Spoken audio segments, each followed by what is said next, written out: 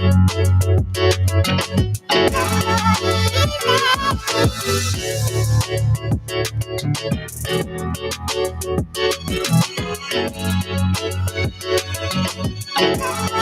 one time for your mind.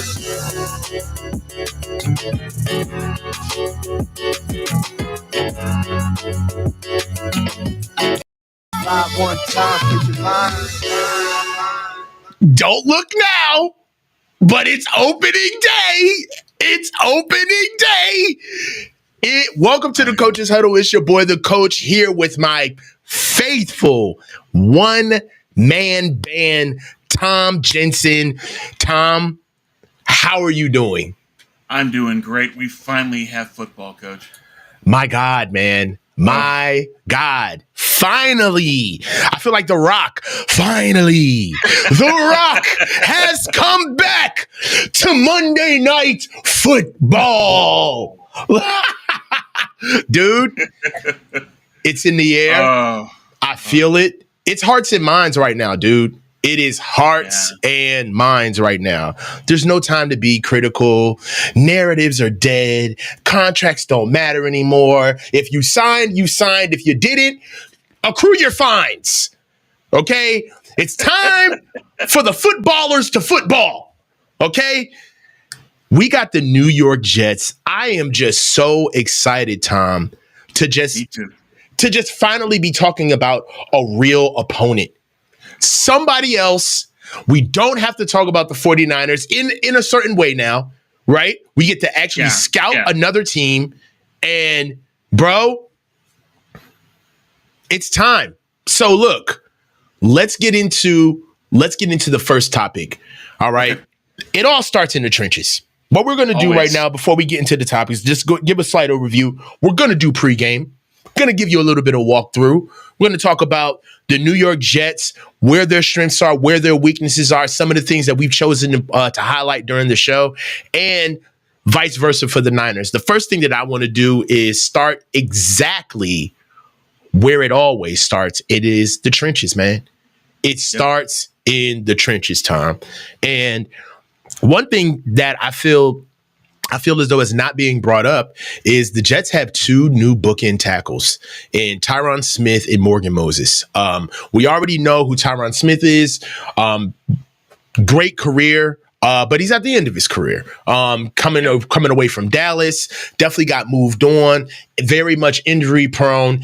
And for them to be putting Tyron Smith at left tackle right now, I would have to say that's something that we have to take advantage of. Same side on the right side with Morgan Moses. Morgan Moses, I've been privy to his game since he got recruited by UVA from a JUCO. Whoa, way back. Yeah. So Morgan Moses actually played with my younger brother Jeremiah at UVA. Known Morgan for quite some time. I remember Morgan at his time here in Washington, and you could say that the league has fallen into his skill set nicely. As the league got softer, as the league got a little bit more skill laden without the raw physicality that you would just need in the offensive line, he's actually carved out a niche for himself, but not tonight. What do you think about what we should be able to do versus those bookend tackles? On top of the fact that this isn't something that the Jets, from my scout on the Jets, these guys are upgrades as far as they're concerned. This is something that they're very happy with. So how do you feel about that? Well, let's start with where the Jets were last year. They were second in pressures allowed. That's why they had to make these moves. Mm-hmm. They were getting beat regularly. And so you look at Tyron Smith, and he's older, but he's also effective. He led the league in pressures against, 6.7%, and he's great one-on-one. But you look at the Dallas game last year, Bosa, out of shape, still had 4 tackles, half a sack, 1 TFL. He still had a decent game, even though Bosa wasn't in shape yet. Now Bosa is in shape. What can he do? And I think that Bosa can have a pretty good day against Tyron Smith. Smith doesn't commit penalties, but Bosa can beat him on speed, technique, and power. I believe so as well. I think Bosa will have a good game. And as you hinted, Leonard Smith or Leonard Floyd against Moses, I think that Floyd can win that matchup. Moses is helped by where the league is headed in terms of smaller, more technique, but against somebody like Floyd, you're going up against that physicality again, and so we'll see what Floyd can do. Plus, Aaron Rodgers has to be a little bit wary, given that Floyd is the guy that knocked him out last year. Yeah. Yeah. I got to be honest. Floyd has definitely got this game earmarked. We've heard multiple reports from Leonard Floyd coming into this game. Let's talk about some of the guys that also are that I want to be able to highlight on their defensive line. Quinnen Williams is somebody who is going to be a force, but in a sense of I believe that we can engineer around him. I just don't think that they have enough across the entire defensive line for them to be able to cause real issues for us. But that's on the defensive side. Sticking with the offensive line, I believe that really they're counting on their interior offensive line, but I see some weaknesses, man. It's particularly in John Simpson, the left guard. Simpson was he's a new acquisition that they picked up for $6 million. They've picked up Tyron Smith. They picked up Morgan Moses. I mean, if you think about it, three-fifths of their offensive line is brand new. 3/5 of their offensive line. So right now, Tipman at center, at 6'6", 317, the Badger that came out of round 2 last year, he leaves a lot to be desired in the pass game, but he is a good run blocker. So we would have to see we'll have to see a lot of penetration from the interior defensive line going against this offensive line. And like we said, really the rock star of this offensive line is the right guard. It's Elijah Vera-Tucker. That's pretty much where they're going to be pushing a lot, utilizing a lot of the downhill inside zone running schemes with Breece Hall. They're going to run right behind Elijah Vera-Tucker. I don't see Tyron Smith. Honestly, guys, like I don't see Tyron Smith going outside zone, getting on his horse, running to the point of attack. Like, that's a little too much to ask of him. I think that what you see from the Jets on the run game is going to be more of an inverse of what you customarily see from us, which is, when times get rough, the left get going, right? We run to the left, right? But that's for us. But for the Jets, when times get rough, I think the Jets are going to be looking to use those inside guards to see what they can get. Simpson, we'll see. He's kind of an unknown commodity, and they're going to have continuity issues with 3/5 of the line being brand new together. Mm-hmm. And hello to Ryan, and thank you. And then we'll just have to see how they put it together. But the thing with Breece Hall is he's capable of inside bouncing it outside, and he's a receiving threat. So that puts a lot of pressure on the Niners defense to deal with him when they've had difficulty stopping the run. So I think that part of what the Niners are going to have to do is get a lot of help from the secondary, who are now more equipped to be able to handle giving some run support. And I think that's going to be key to stopping or at least containing Breece Hall. Yeah. Right now, I think this offense is 3 the hard way. It's Aaron Rodgers, Breece Hall, and Garrett Wilson. Mike Williams, I understand that Mike Williams is a huge get, but at 6'4", 218, deep ball guy, but I just think that he could be contained. I'm not necessarily worried about what he can bring to us as far as hurting us with their offense. I mean, Allen Lazard is somebody else who they have. If you see just the theme of what they do, I mean, as far as receivers are concerned, the smallest receiver they have is their number 1 receiver in Garrett Wilson at 6 foot, but Mike Williams is 6'3", Allen Lazard is 6'5". They have Tyler Conklin, their starting tight end, which is 6'4". They're trying to be big. They're trying to be an imposing offense. I just don't see the continuity here, right? They have the bodies, but even on PFF right now, they have Tyron Smith ranked 4th overall on PFF. I don't see that. I don't see that skill set left in his game. That might have been where he was, but for this year going forward, I don't think he's top 5 in the league. Yeah, it's just last year in Dallas, he started to look that 1 year too old, if you know what I mean. Where it's just he's past his peak. So we'll see what Smith can do, but the the Jets are going to be relying pretty heavily on him, and so Yeah. we'll see how he can hold up. Right. Part of the question of this game is who has their legs late. The Niners had a lot of people that have come in that are last-minute signings or guys coming off injury. What are your legs going to look like in the fourth quarter? And I think the team that has their legs in the fourth is going to have an advantage.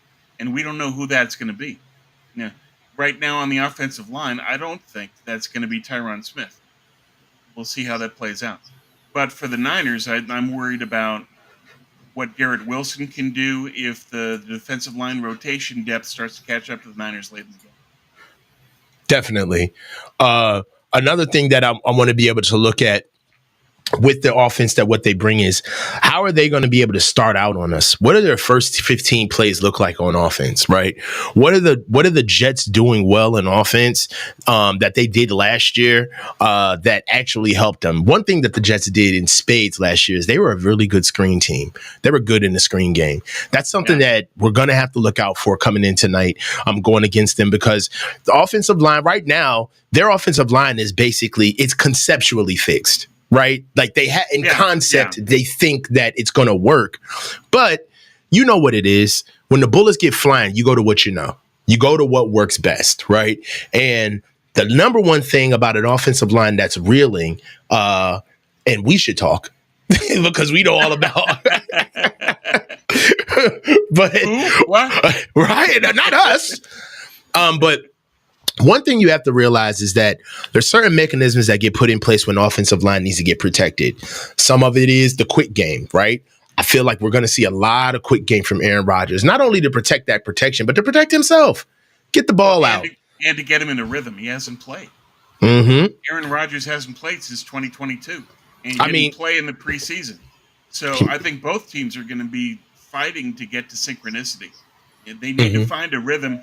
And the way that they're going to try to establish that is with the run and short passing. So the horizontal game and slants, I think both teams are going to have the same or similar attacks because they need to get their quarterbacks and their team in rhythm because they're catching up to the season late. Yeah. I believe that the ball's going to come out quick. It's going to be death by 1,000 cuts at first.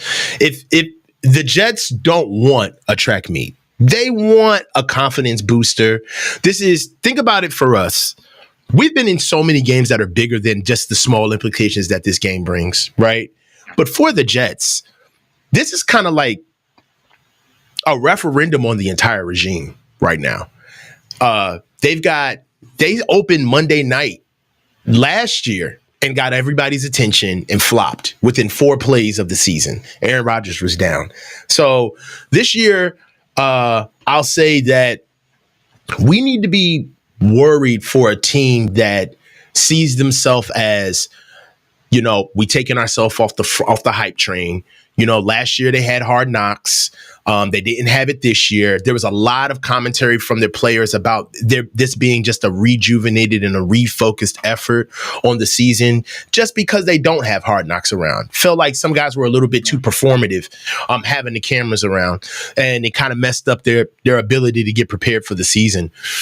That's kind of the energy that they're bringing to us right now, where they want this to be a grab by the belt buckle, chest to chest slug match. They don't want to blow us out. They want proof of concept, because right now I don't think that they can take a loss. Even though we're the Niners, everything that's gone into making the Jets quote unquote viable for as far as Robert Saleh is concerned, one would say that this is their last ditch effort. This is their best opportunity at putting something together before the hot seat starts coming around and Robert Saleh gets moved on, because quite frankly, they haven't done enough. With some of the acquisitions that they've had. Go ahead, Tom. Well, Saleh knows that this is a prove-it year for him and his team. And that this is a statement game for all of them. The Jets have been dismissed for a long time. They haven't been playoff relevant forever. Rodgers was their move to relevancy, and then he got hurt. So this, for them, is a very important game emotionally. This is them saying, we're the New York Jets, we're real, and we're going to prove it against the 49ers in Santa Clara on Monday night. So they're playing up this game in their heads is very big. For the Niners, I don't think this game has that level of stakes for them. It's Mm-hmm. more of, can we get ourselves back into a rhythm, into a groove, and get back to being the San Francisco 49ers again Mm-hmm. after all that's happened in the offseason. So for them, it's more about a recovery. And for the Jets, it's more about, we want to make a statement to the league. That's a deeper emotional statement, a deeper emotional commitment. So they're going to be fired up.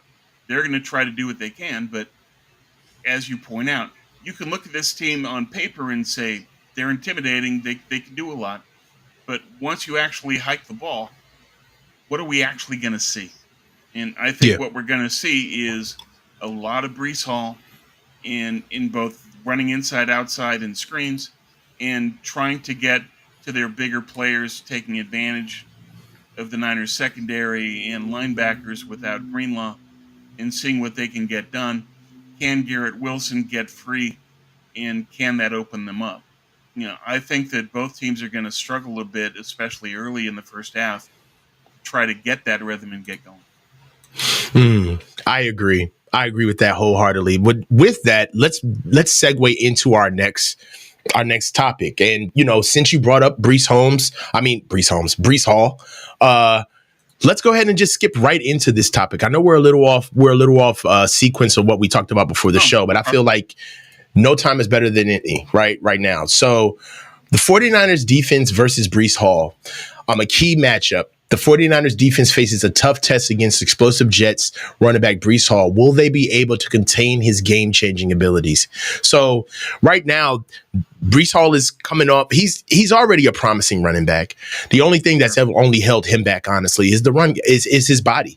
Right? Breece has had some injuries. Yeah, injuries have held him back. But I mean, what else can you ask for out of a running back? Complete back, and he was the best back in that draft. Yes. I breathed a sigh of relief when Seattle took the kid from Michigan State instead. Mm-hmm. Thank you. Yeah, 100%. I mean, 6'1", 220. Yeah, man. 6'1", 220. Instant speed, instant quickness. He's actually a home run hitter at 220. He can actually go for the long ball, score. Great vision, tough. First carry looks like his last. Great center of gravity. And he is a threat and in the pass game and will block. He's a huge get for them to be healthy. And without him, one would even say without Breece Hall, the season is pretty much over for them, just as equal as it would be if they lost Aaron Rodgers again. That's how much they're dependent on Breece Hall. Yeah. So with that, I feel like it's going to be a good day for our boy Fred. It's time. Fred has been the best linebacker, bar none, in football for quite some time. But he's been doing it with some really good teammates at linebacker. I think that this is the game where we're going to see a new uptick in what Fred can bring us, honestly. And he's been good for so long, but I believe that it's going to be a Fred and Breece Hall day. I really do. I think that they're going to lock on Devondre Campbell, maybe to Conklin. Conklin isn't necessarily a threat in the pass game. 4.8 speed guy, round 5 guy. Nothing. He's a jag. He's just a guy. Defensively, I wouldn't waste Fred Warner on a guy like Conklin. I would make sure that Fred is attached. Exactly. Alan Lazard is a little bit rich for Fred to be dropped down into dime, and there's no way that you're going to do it with Devondre Campbell. I'd say that the matchup of Breece Hall right now would be Fred Warner, man. What do you think he's going to do tonight going against what would seem to be one of the better running backs in the NFL? Well, I think Fred knows it's on him, especially in a game without Dre Greenlaw. Mm-hmm. Fred is going to have to step up and really cover everything that they do collectively, and that's be the best linebacker tandem in football. Mm-hmm. Can Fred do that on his own? No, but can he do it enough to at least contain Hall? Because what the Niners need to do is to get the Jets off the field, force them into 3rd and long, get the pass rush on them, and get the stop and get off the field. Can they do that? Not if Breece Hall is consistently gaining yardage. So it's on Fred to get those plays that are 3 yards or less. That needs to be his goal.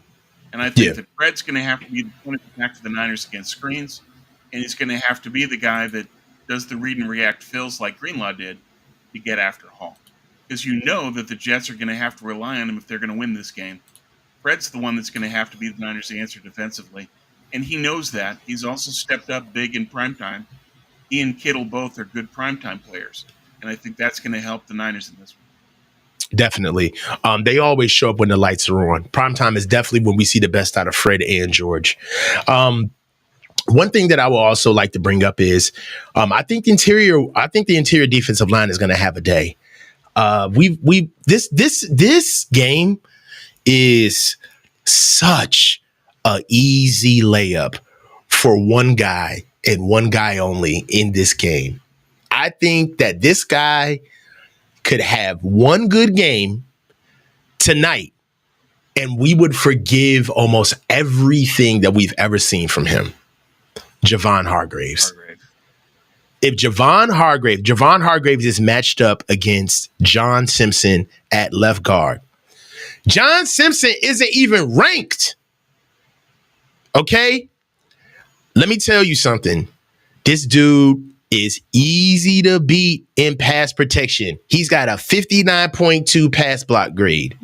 This is a guy that is primed to get beat. All right. Remember 40-year-old version? Well, who do you think is hurting for a squirting? Who is cruising for a bruising? That's what John Simpson is doing. He's cruising Walking for target. a bruising. Yes, he is a walking mark, right? Javon Hargraves, he could completely get full forgiveness from all of us with a good game against his bad interior offensive line, right? But can Hargrave do that in run and pass? We know that he can do that as a pass rusher. What's he going to do as a run defender, particularly when the Jets are going to be looking to run Hall inside a lot? That's when it's time for him to step up. And there's no time like the presence. But yeah, can he? That's my question. Yeah. I can't. I don't know. I can't speak for him. Pass game, I think he will. I think the Niners can get their defensive line, their starters out there for third and long. They can go after Rodgers and cause a lot of problems for them. Mm-hmm. I agree. We'll see. And later in the game, when you need to have that defensive rotation to still have your legs, that's one thing that I worry about with the Niners coming into this is the lack of quality depth at defensive line. Mm-hmm. That they're going to be heavily dependent on the starters to play and play well. And when the starters don't play, the Niners are going to be vulnerable against the Jets' targets. And later in the game, everybody can be tired, and that's going to be a problem too. So what they need to do is make sure that they get those guys, get those starters fresh and ready and attacking on third. And if the Niners can get the Jets into third and long, I think they can succeed. That's what the defense has to do. They have to force passing situations. Mm-hmm. They have to stop Hall. Yeah. I mean, Hall is basically how they're going to be able to stay in this game. If you take away the run game, I think you can start pinning your ears back on Aaron, and really going after him. This offense is a sum of parts, man. Like, it's not, I just don't see the cohesiveness. If one goes down, I mean, that means like an entire facet of the offense is down, right? If Breece Hall isn't working, then the run game is done, right? If Garrett Wilson is not connected with Aaron Rodgers quick, early, and often, I'm not worried about Allen Lazard or Mike Williams at all. And Mike Williams isn't 100%, and he's going to be on a pitch count. So right. The player that I'm more worried about is Malachi Corley, is that you get him in space and let him go yak. That's what he did well at Western Kentucky. So I think that Corley is going to be an X factor for them offensively. Another offensive X factor that I have for them is Braylon Allen. The running back that they just picked up from Wisconsin. He's a short yardage back. He's somebody that I know that they got, speaking of Breece Hall, Braylon Allen is somebody that they picked up to help out Breece Hall. So he won't have to take some of the tough yards, the short yardage runs where, Breece Hall may not have a lot of touchdowns this year, but a lot of that will be because of Braylon Allen. Almost kind of, he'll be in the same ilk as Jeff Wilson Jr. when we had him, just kind of pounding it in, in the red zone, being able to handle business in short yardage situations, but primarily to keep our backs fresh. So be on the lookout for Malachi Corley, which is their rookie slot receiver that they've had this year, and Braylon Allen, their running back out of Wisconsin. So those are our two X factors. Moving on into the game. Moving into the next topic, let's go for a little bit of self-scout with the Jets. And I've gone and I've been doing some snooping.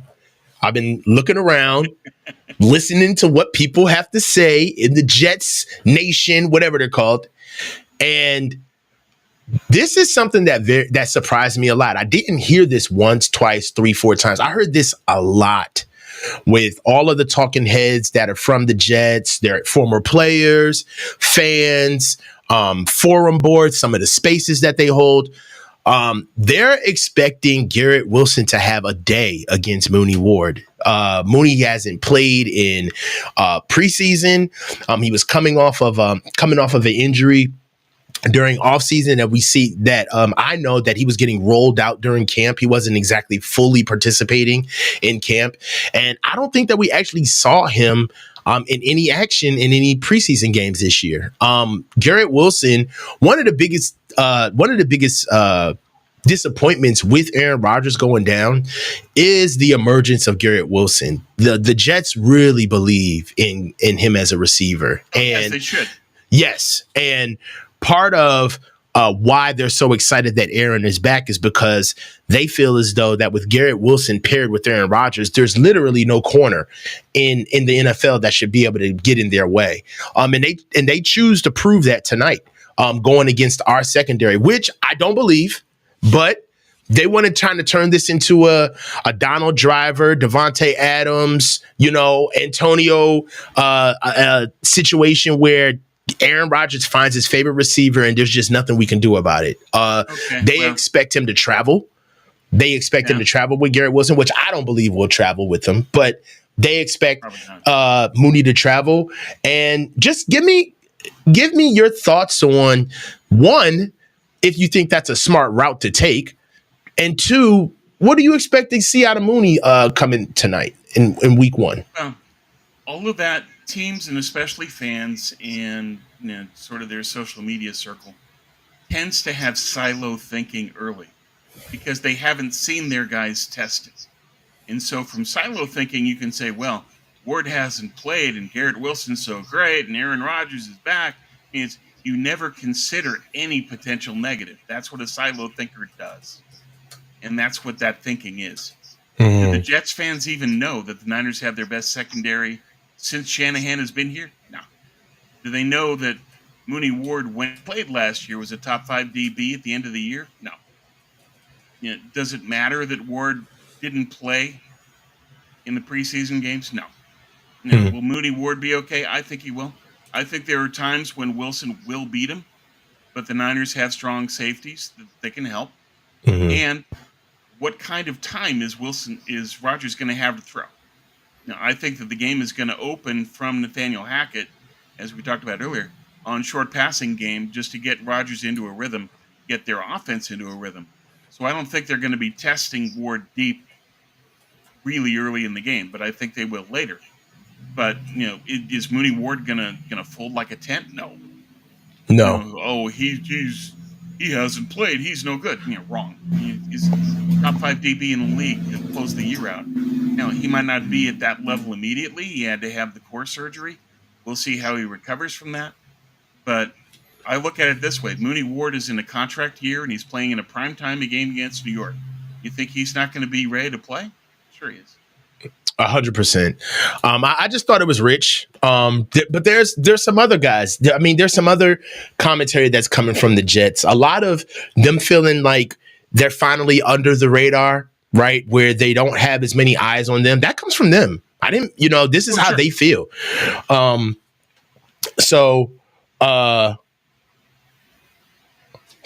Yeah. So another topic that I wanted to harp on real quick is this matchup. Javon Kinlaw, he's been chirping. I've been listening to Javon Kinlaw. He's been having a couple of interviews, and number one, you know how it is when you first get a guy, you're just impressed by all of the superhero powers he has, right? And Javon Kinlaw, getting a guy like that in the building, no matter what team you are, you automatically got to think some type of good is going to come from this, right? I mean, look at this guy. He's a mountain, right? And I feel like at one stage of Javon Kinlaw's career, you were waiting for the hard work to meet the opportunity, right? It's not the fact that Javon is not a hard worker or that he gave us less than his best, but it's just that when we got him, injuries were a big part of his growth here, and him getting maturated into the NFL and actually playing with technique once he got healthy. I feel like, we probably are two ships passing in the night and missed each other as far as his progression versus our utilization of what we needed for him at the time. We could probably almost say that the writing was on the wall when Javon Hargraves got that big deal. That kind of was kind of the first shot over the bow that Javon Kinlaw may not be here in the future. But they've been asking Javon a lot of questions about, all of the questions that you would ask a former teammate playing. What's the first thing you're gonna see when you get there? What is the emotion of you playing? All of that stuff. And it's cool, because what else is he supposed to do? Right. But answer. Yeah, it's not on him. Yeah. But there were some things that he added for flavor that didn't have to be said, but he offered up. One thing he said was that he can finally play free. He said that he feels free to play, that he's not being asked to have a lot of job descriptions. He's not being asked to have a lot of responsibilities. He gets to pin his ears back and go forward and let the linebackers worry about it. Like, it's kind of rich that you play with the best linebackers in the game and you're kind of making comments as if, you had to help out the linebackers, which is what held back your production while you were here. I don't think that that's facts at all. But hold water. No. Yeah. But they expect Javon Kinlaw to be a major upgrade for them. And I'm going to tell you this right now. I think that they have no idea what Dominic Pooney, because that's Dominic Pooney's matchup, Javon Kinlaw. Right. And I'm betting on us for this matchup, man. I'm betting on us. How much of an impact do you think Javon Kinlaw can have? We know who he is. What do you think that he's going to bring this year? And another thing is, I feel like he's got more responsibility. It's ironic that he says that he feels free, but he doesn't understand that the team that he's on now, he has way more expectations and responsibility on him there than he ever did here. I mean, here, hey, go back up, Javon. I mean, go back up Eric Armstead. Go back up. You know what I'm saying? Go back up these boys and give us a spell or two. But now you got Quinnen Williams saying, hey, man, I'm so glad that we got Javon because now I don't have to get double teamed anymore. I don't have to get singled anymore. Well, hey, Javon. Got news for you, Quinnen. Hey, man. It hasn't changed, dude.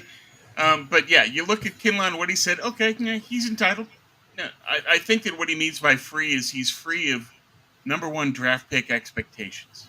That's fair. That was on him here.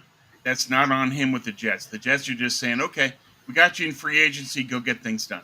And Javon can say, okay, I'm finally healthy. I'm in a situation where I don't have those expectations anymore. I'm playing next to Quinn and Williams, all pro. I'm in a great situation for me. I understand all of that, but Javon, are you still going to play high? Yes. Are you still going to lose as a result? Yes. I mean, that's the problem, is that you can put Kinlaw on skates because he doesn't play low enough. That's always been the issue, and it's a function of the injury that he had at South Carolina. It's baked in the sauce. That's who he is now, unfortunately, is that he always had that physical flaw going into the league, and the Niners drafted him anyway because they loved his physicality. But can Kinlaw win on physicality against Purdy? Yeah, maybe in the run game to an extent, given that Purdy doesn't have the core strength yet to drive Kinlaw out. But because Kinlaw lacks the leverage, maybe Purdy can still have some success in moving him. But in pass pro, Kinlaw's not going to do anything against Purdy at all. No, I don't see that. Kinlaw, it's just, he is who he is now. You're free of the Niner expectations, but you're still the same player, and the same player is not someone for the Niners to fear. Yeah, I just listened to it with a smile on. I had a nice grin just listening to him talk and how galvanized they were around his words, like what he had to say. It was rich. I just thinking like, all right, Javon, this is going to be funny, right? Because you're talking about playing free. I need to see it. Speaking of their defense, let's just kind of stick with their defensive line right now. We already talked about Javon Kinlaw, but it is time. Let's go ahead and start talking about some of these edges. So their pass rush. Well, they do have a really good pass rush because they have Quinn and Williams. Everything is based off of him. And one thing that they have right now where Trent's got a little bit of a fight coming is Jermaine Johnson, 6'5", 260, out of Florida State, first round selection that came out 2 years ago. And I'm going to tell you, man, he's amazing in coverage, phenomenal in coverage. But he's also very, very stout in pass rush. Is Trent Williams ready to see?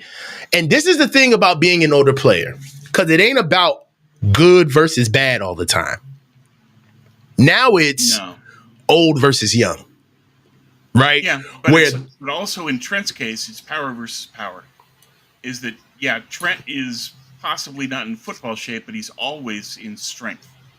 He's always going to be one of the strongest linemen in the league. That's who he is. He's a power player on top of being a great athlete, being the unicorn that he is.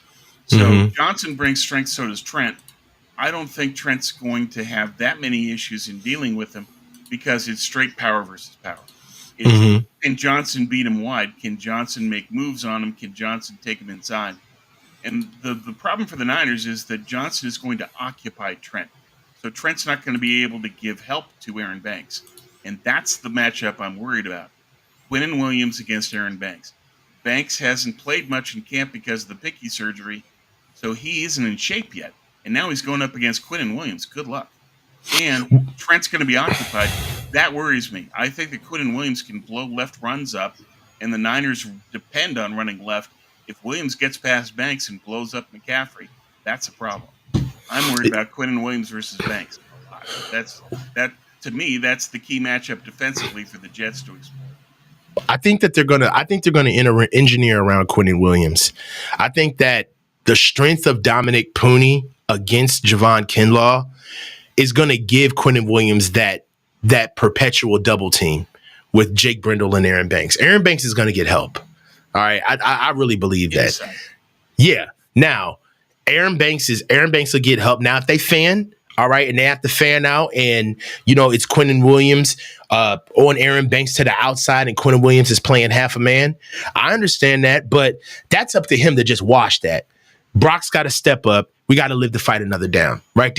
My biggest thing is you don't let Quinn and Williams get for the shortest path to the quarterback, which is inside from point A to point B. If you make him go around you, at the very least, you're giving Brock an opportunity to step up. What we can't have, all right, is we can give up a little bit on the edges, right? That's up to Kyle and those boys to get that ball out on time, okay?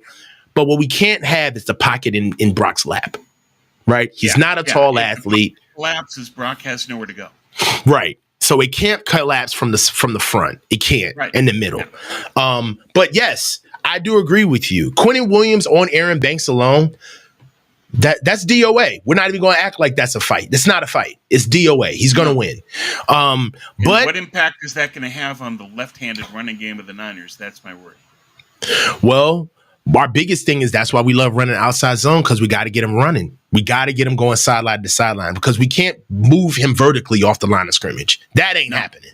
No. But you also have to get a body on him, and will they? And will Williams get past Banks? It's just Banks not in shape, Quinnen Williams in shape, all pro. That matchup worries me. I always get worried about this matchup. Well, Tom, let's level set here. Maybe Colton McKivitz and Dominic Pooney are in shape. All right. Jake Brindle hasn't he's barely practiced, barely played. Aaron Banks has been done for almost a month, coming up now. Yeah. And Trent hasn't had camp. I had this conversation with a fan, Player 49. You got a really cool guy. He comes on my call-in shows. Nice. And Player 49 is a former offensive lineman, former big guy. And one of the things that we were talking about is these guys are not in shape. You can't even replicate what it takes for an offensive lineman or a defensive lineman to get in shape, to get that contact without playing, right? Yeah. So you have to face live ammunition. It's the only way. So one thing that I would like to implore upon the fans is that this isn't an if, but this is a when. Like, Kyle officially has to engineer in conditioning for his team, because that offensive line is going to get tired. There's no doubt about it. Okay. So with that, I'd say that you don't fit a square peg in a round hole. I'd say that you engineer around Jalen. I say you engineer around Quinnen Williams, right? You engineer around Jermaine Johnson, right? Fast screens, get the ball out quick, right? Let's go some misdirection. They're going to do that, no doubt. They have when to. When they do run left toward Williams, that I'll just say that's a worry on them. But as you point out, they can engineer, and one of the things they can do is they have the experience of having a specific game plan against Aaron Donald. Mm-hmm. This is kind of the same thing. It's just, how do you take a defensive tackle out of the game? They have experience playing in those schemes. Mm-hmm. I think that's what they're going to have to call upon here. So Brendel is going to have to be ready for that. I think Banks is going to need a lot of help, and hopefully Brendel can give it to him. Mm-hmm. Yeah, I mean, I really do believe that. And, we brought that up on previous shows. Our experience with dealing with a Quinnen Williams-like figure in Aaron Donald for many years, this isn't going to be our first rodeo. So going into their secondary, I just want to make sure I don't kill any topics while we're talking about this. We're good. All right. So going into their secondary, let's just stick with the corners. Okay. Now, what they do with their corners, they're just as good as we are, in my opinion. Sauce Gardner. Better. You got Sauce. Yeah. Sauce Gardner. DJ Reed is a stout corner, but really, who shines for them is Michael Carter II, that slot. They got a real good slot corner, man. Jawan Jennings has been out for weeks, dealing with hamstring issues and lower extremity issues. I would say to watch out for Michael Carter II. Michael Carter II is a hellified corner, man, at 6 foot, 190. This dude, he does it all. But one of the things that he does in spades is he knows how to play zone and blocks off those short intermediate routes, those digs, those slants, those comebacks. I mean, he is a demon from 3 yards off the hash. So I would say, Sauce Gardner is who he is. We understand, what he brings. Jaron Reed is a formidable opponent too, a very good number 2. I say DJ Reed is probably one of the top 5 number 2 corners in the league right now. I think he's very good. He doesn't make mistakes. Doesn't make mistakes, and they locked it right up with Michael Carter II. So the secondary, they just took care of him. They just paid him big, and it shows how much they value him. yes, Carter is a hybrid player in that he plays more than just a slot corner. He plays as if he's a safety, but he has the slot corner skills. That's what makes him so unique, is that he can play run pass better than practically anyone, and he's got amazing cover skills on top of that. 100%. He's a weapon, and that's going to be hard for the Niners. But can you find a way to scheme, say, Cowing or Debo in open space so they can just run by him? That's what Kyle's going to want to try to make happen. Yeah. So notice we said secondary, but we were sticking to their corners, because now it's time to get into what I think is the biggest weakness of this defense: the safeties. The safeties are bad, man. Tony Adams and Chuck Clark. Chuck Clark isn't even ranked on PFF. He's not even ranked amongst 95 rankable safeties in the NFL. Deservedly so. Well, I would put it this way: Chuck Clark is the Jalen Moore of safeties. Oh man, you know what? From your lips to God's ears, talk about it, Tom. He's not good. He's not. He can't cover. He can't tackle. He can't run. One of the issues for the Jets is that they were, seventh in missed tackles, the seventh highest. 117 missed tackles, Niners had 68 by comparison. They don't tackle and wrap well. A lot of that's their safeties. And Chuck Clark is one of them. If I'm the Niners, I am targeting Chuck Clark with a neon light and saying, I'm going after this guy. One of the things I think Kyle's going to do, on top of short passing game, horizontal game, slants, run, is Kittle. Kittle all day. And whoever the Jets want to put on Kittle, good luck.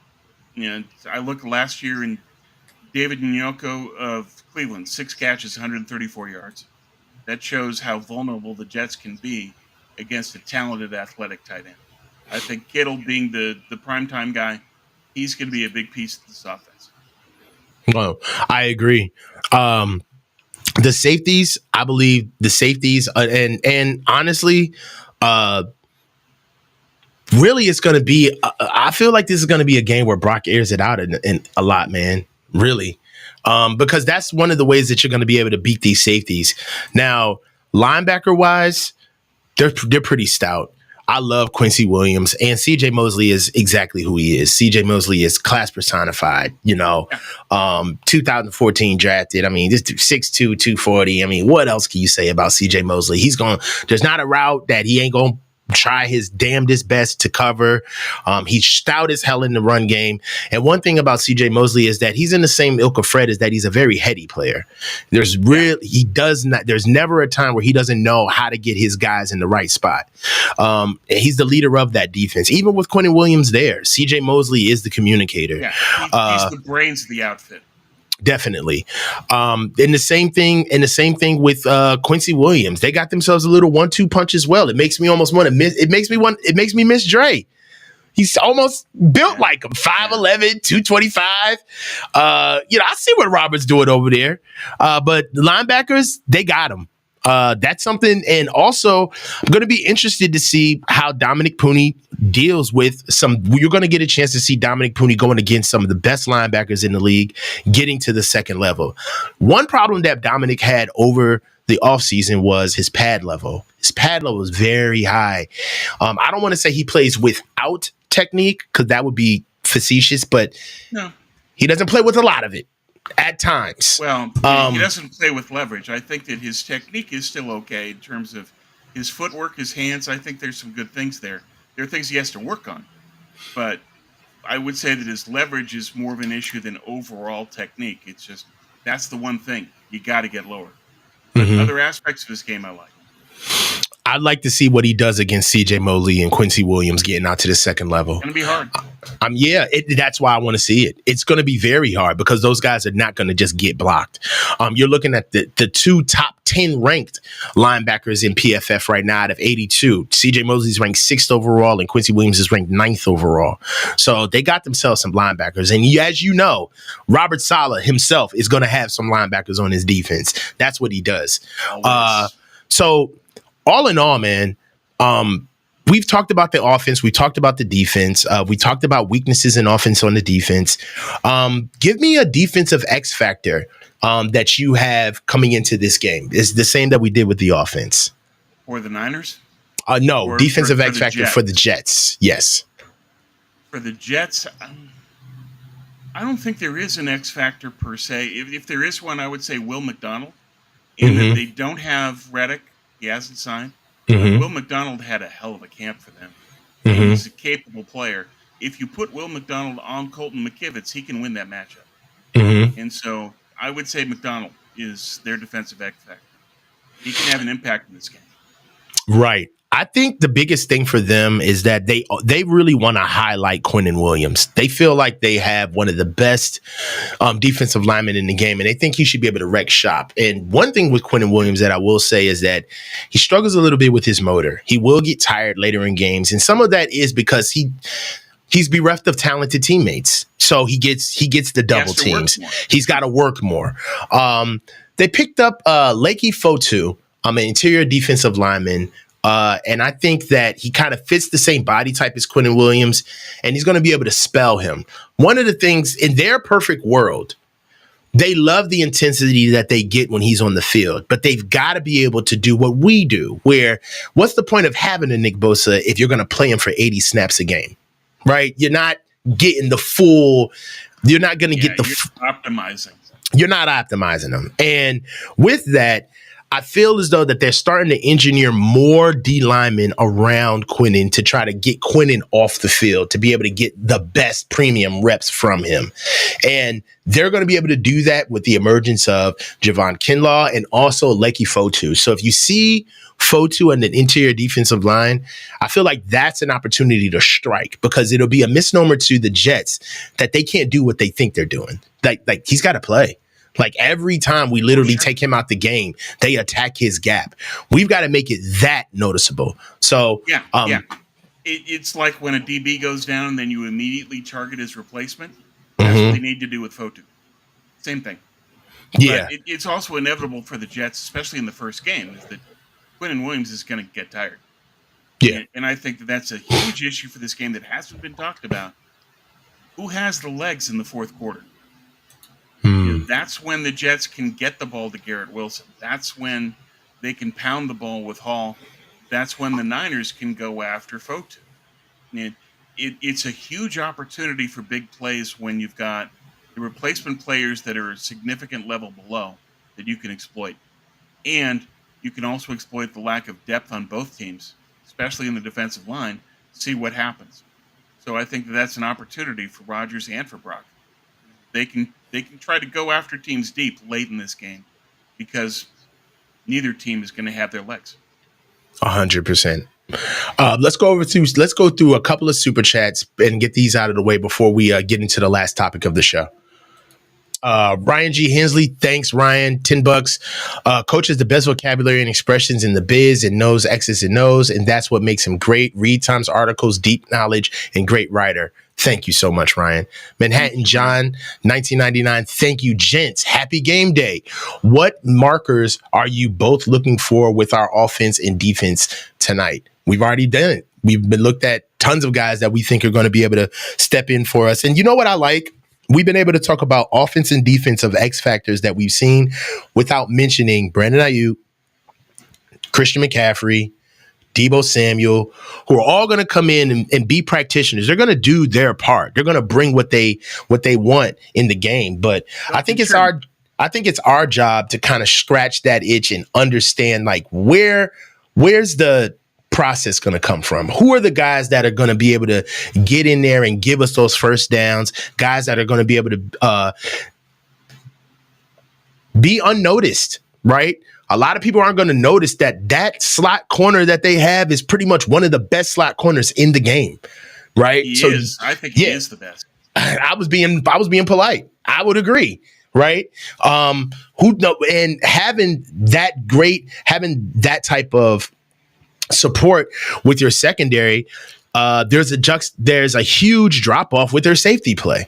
That's something that Kyle is going to have to, and the offense are going to have to put together to figure out how they're going to get through that. So I like what we've done thus far this show. Gammon Brown, thank you. Slot matchup. Lenore 5'10", Lazard 6'5", 7 inches. Yeah, they may put Isaac Yadam at slot. You never know. So yeah, that's big right there. Geo Dude, $5. Thank you. I ain't have nothing to say. I'm just fired up. Let's motherfucking go. I'm here. Absolutely. What's up? Getting back to Gammon's point, Lenore plays taller than his 5'10" because he can jump. Mm-hmm. And I will bring you back to the Dallas playoff game when Lenore had the pick, where he read what Dak was doing, where he was throwing jump balls to the sideline. Mm-hmm. Lenore anticipated that was what was happening, went up for the ball and got it. He can play against receivers that are taller, bigger. He can play against an offense that targets height and stop it. Agreed. God, I have nothing to say. I'm just fired up. Let's motherfucking go. I am with you. Starks, $2. Love this show. Great knowledge from both of you. We love Starks. Thanks, Starks. Appreciate it. Yeah. Ninth Wonder Comics, my guy. You didn't come into the call-in show this weekend, dude. You said you would come. Jets linebackers and safeties are suspect in coverage. Should be a Kittle and Debo night. Keep up the good work, fellas. Thank you. And we agree. The safeties are not there. This should be a big George night. This should be a big CMC night. I expect the hashes and the seam routes and all to definitely be utilized by Kyle coming in. Just the middle of their defense doesn't really make sense. It's like they have one of two interior defensive linemen that's all world. We know what Javon Kinlaw is. They just don't know yet. You've got two really good linebackers in Quincy Williams and CJ Mosley. And then you've got two horrible safeties up top. So I just want to know how Kyle's going to be able to get to that without, kind of getting bit in the ass by some elite players. They're not collectively, they're a good defense, but if you pull them apart player by player, there's holes there. Sure. And Kyle will look at that targeted and find a way to scheme a player to that guy and exploit him. Ninth Wonder Comics is that from the Heroes reference? Yeah. Oh, dude. Hiro Nakamura. He's the man. Oh, I love Hiro Nakamura. Yeah. All right, yo, Gammon. Let's sneak in another one real quick. Gammon for $2. Lenore plays taller. A-Rod has perfect placement. Oh, that's true. Yeah, A-Rod can knock over a soda can from 50 yards. That's true. Mm-hmm. So we can't get out of here without bringing up the man of the hour. So this is our last topic of the show. And right now, we've got to hear about Brock Purdy's primetime debut. Is he going to rise to the occasion, all right, and give us exactly what we got last year? MVP candidate type performances, taking over the offense.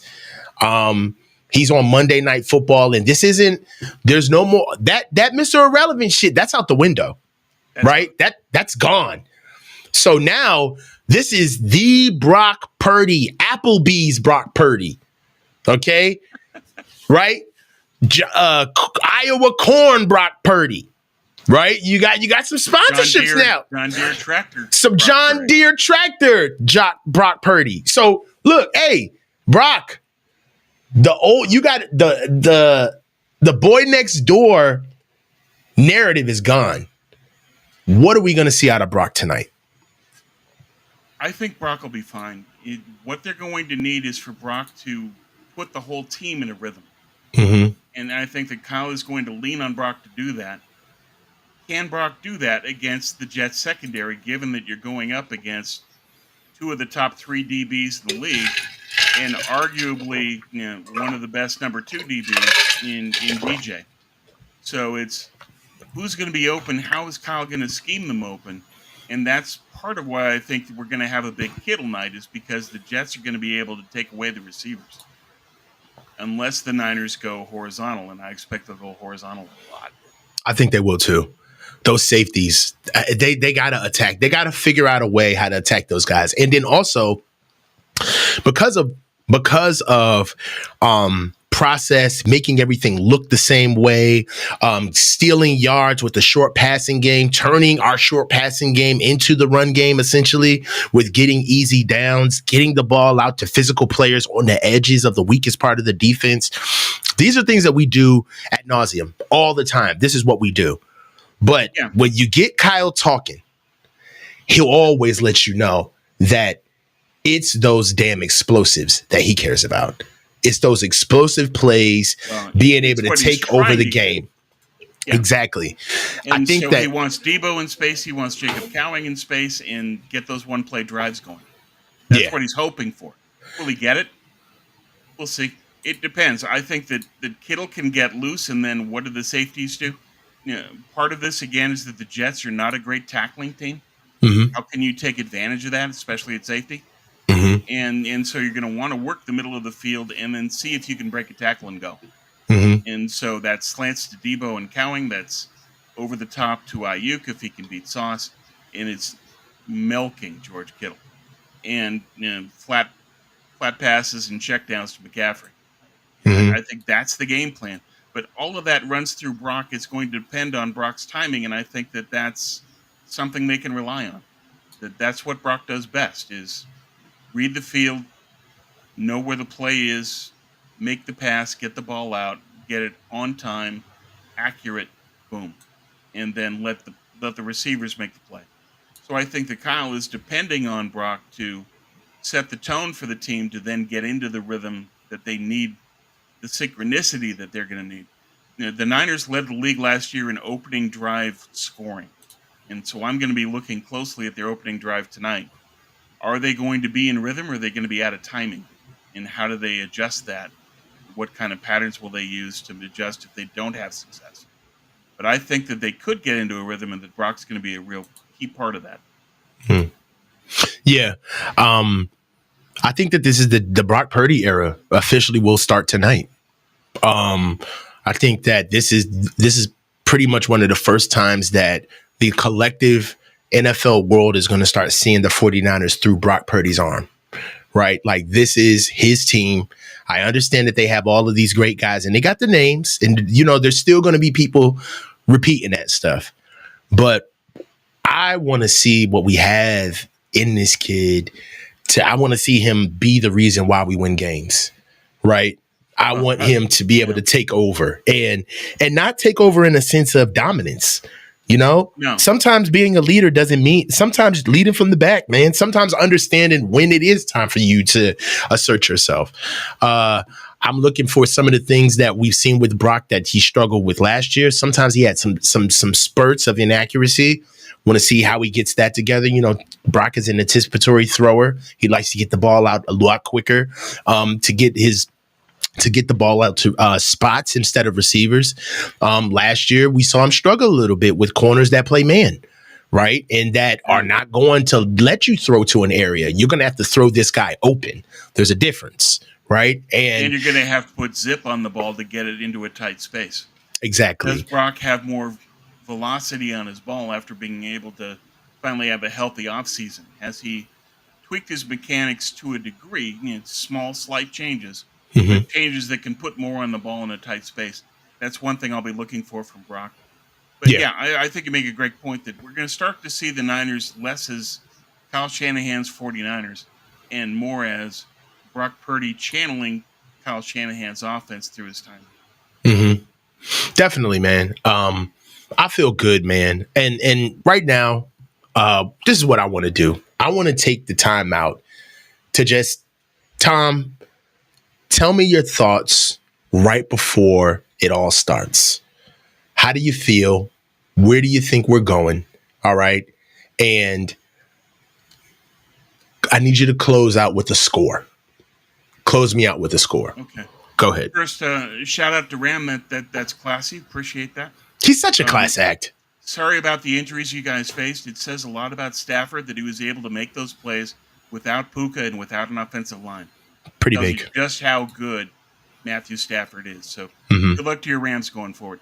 In terms of this game and this season, I have the Niners going 11-6, third seed in the NFC, but ultimately playing in the NFC Championship game at Detroit. And you mean 12-6? or I'm sorry, 11-6, And 7. 17 games. Okay, sorry. Yeah, go ahead. 11-6. So, and still getting the third seed and getting the NFC Championship in Detroit, but then losing to a team that can run on them. In terms of this game, I think that the Niners are going to struggle a little bit to find their synchronicity. That it's going to be difficult for a team with so many guys being out for so long to find their rhythm immediately. That's going to be hard to do. But I still look at it this way. They have a team of great players, great playmakers. When you don't have team execution, you still have individual execution to rely on. And I think that's going to be the difference in this game. That you're going to have Kittle and Fred step up in primetime as they always do. Bosa having a better game than he did last year against Tyron Smith. And the Niners win this game in a tight defensive battle where they hang on in the fourth quarter and win 20-17. Okay. For me, I think that Kyle is going to do a good job at taking care of his offensive line. It's about optics. They understand what type of offseason they had, and they're going to go with what they know. Getting the ball out, I think that Brandon Ayuk is going to have a really big day. I think that George Kittle is going to have a really big day. They're going to use a lot of the run game with Jordan Mason, if they're smart, to slow the game down, get up by a score or two, and ride this one out. I don't think that the Niners want anything to do with a close-fought game near the end when it counts at the end. I think that if the Niners had it their way, they go up 2 scores, get up 3 scores possibly with the field goal, get a turnover, and Trent Williams, Brandon Ayuk, and these boys are in baseball caps and sunflower seeds by 7 minutes left in the fourth. They really want to get out of here. And what you do, how you do that is shock and awe. I think that they got to punch them in the mouth early. The biggest thing that would, the biggest problem that I would see is if the Niners try to feel out the Jets. That's giving them a chance to stay in the game, right? I think we need to hit what we know how to do fast, early, get up 2 scores, and then worry about playing football later in the second half. But for now, if we get caught up in, a scheme and trying to get, the best plays out there, and, I think that we would hurt ourselves. Jordan Mason needs to play this game. He needs to play. He needs to play. I think that seeing Jordan Mason play this game, seeing how the linebackers respond this game without Dre Greenlaw, seeing how Fred Warner plays without Dre Greenlaw is a big deal for me. Watching Javon Hargraves go up against a really bad tackle a really bad guard in Simpson is huge to me. And then if you flip it on the other side, what we talked about, which you brought out so eloquently, which is Aaron Banks' matchup with Quinnen Williams. That's going to be something that I see. I think the Niners are going to come out and hold the banner. I'm going 28-17 Niners. We'll win by 11, but I think we'll get up early, and the Jets will get some garbage points or some try-hard points around the end of the game. But as you see, man, I have to see that in order to take this team seriously about a championship. If we struggle with these boys, it's going to be tough sledding. That's a warning. If they can't get past the Jets and take care of business, that's an issue. Yeah, huge. This Jets team has talented players, but they don't necessarily have a great group. Yeah. So you got to be able to take them down that way. And we'll see. I think that the early game is going to be key in terms of the execution.